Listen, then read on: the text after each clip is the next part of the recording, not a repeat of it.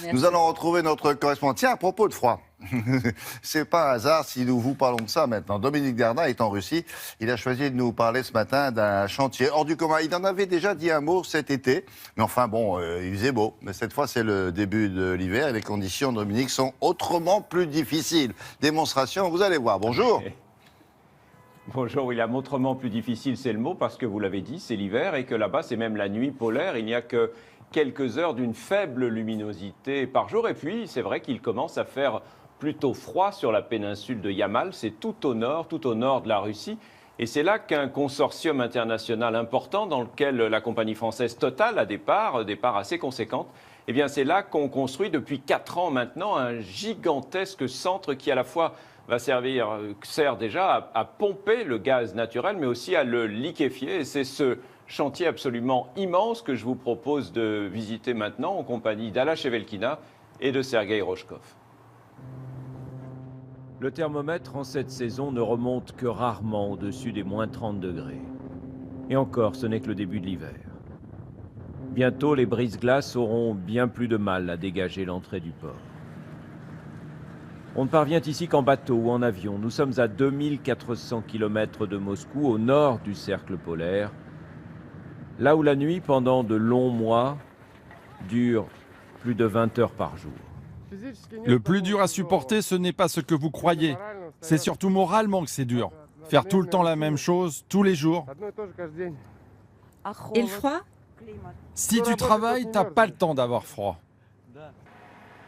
Leur travail, construire sur cette péninsule du bout du monde une gigantesque usine de liquéfaction de gaz naturel pompé à plusieurs centaines de mètres dans le sous-sol. Un projet titanesque et international, à la fois russe, français et chinois.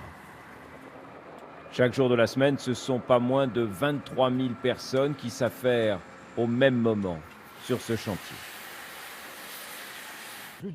Les gens travaillent par rotation. Ils sont ici de 30 à 45 jours d'affilée. Ensuite, ils rentrent chez eux et se reposent tout aussi longtemps. Et puis ils reviennent.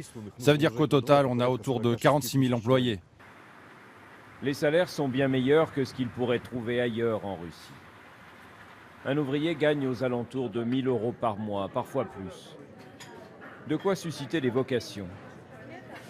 Surtout que de la vie unanime, la nourriture est bonne. L'ambiance aussi. Moi, j'ai travaillé 25 ans dans un aéroport dans le sud du pays. Je peux vous dire que j'en ai vu des gens. Eh bien ici, les rapports sont bien plus simples. Peut-être parce qu'on est tous loin de chez nous et qu'on a besoin de chaleur humaine. Les distractions sont rares sous ces latitudes, l'alcool interdit. Le soir, pour se détendre, ils se retrouvent devant la télévision, l'ordinateur, ou bien encore dans l'une de ces salles de sport. Tous vous le diront, sur ces terres gelées et battues par les vents au bord de l'océan Arctique, ils ont l'impression souvent d'être des cosmonautes sur une autre planète. Et c'est ça. Oui, le réchauffement climatique, c'est pas très sensible pour l'instant là-haut.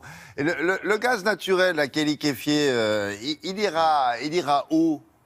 Et comment surtout? Eh bien écoutez William, il va aller, ça commence bientôt, ça doit commencer courant 2017 et ce gaz naturel, il va aller à la fois vers l'Europe et vers l'Asie, vers la Chine, vers le Vietnam, vers l'Inde.